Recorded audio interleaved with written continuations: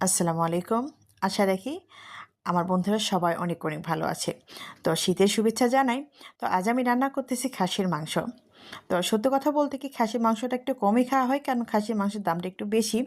অন্যান্য দেশের কী অবস্থা আমি জানি না কিন্তু বাংলাদেশে খাসির মাংসের দামটা একটু বেশি। আর এই খাসির মাংসটা পাওয়া হয়েছে আমার দেবরের ছেলের আকিকা করা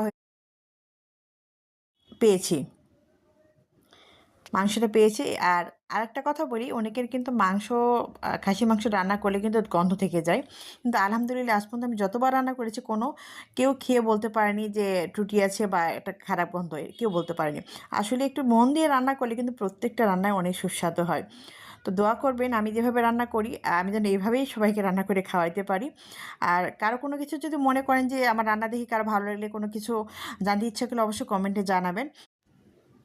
যদি আমার ভিডিও ভালো লেগে থাকে। তো এই যে রান্না করতেছি আকিকার মাংস।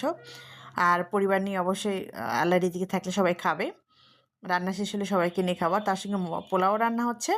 পোলাও রান্না হলে একসঙ্গে পরিবেশন করব আমি। খাসির মাংস আর পোলাও। তো যেটা বলতেছিলাম যে মুসলমানদের তো অনেক আমাদের নিয়ম আছে যে ৭ দিনের মধ্যে আকিকা করতে হয়। বাচ্চাদের তারপরে আপনার মাথার চুল ফেলে দিতে হয়। এটাই তো নিয়ম। কিন্তু আসলে কি আমরা অনেকে না অনেক অজুহাতে এই জিনিসগুলো এড়িয়ে যাই। কিন্তু এখানে কি ইসলামে আছে বা হাদিসেও আছে যত দ্রুত সম্ভব আকিকা করলে বাচ্চার বিপদ-আপদ কম হয়। বাচ্চার বিপদ-আপদ অনেক কম হয়, বাচ্চা ভালো থাকে। এই যে দেখেন বেরেস্তা করেছি, বেরেস্তা কিন্তু আলহামদুলিল্লাহ এত সুন্দর হয়েছে আর আমার রান্নার পদ্ধতিটা একটু আলাদা। আমি নিজের মতো করে রান্না করি এবং প্রত্যেকটা রান্না অনেক টেস্ট হয়।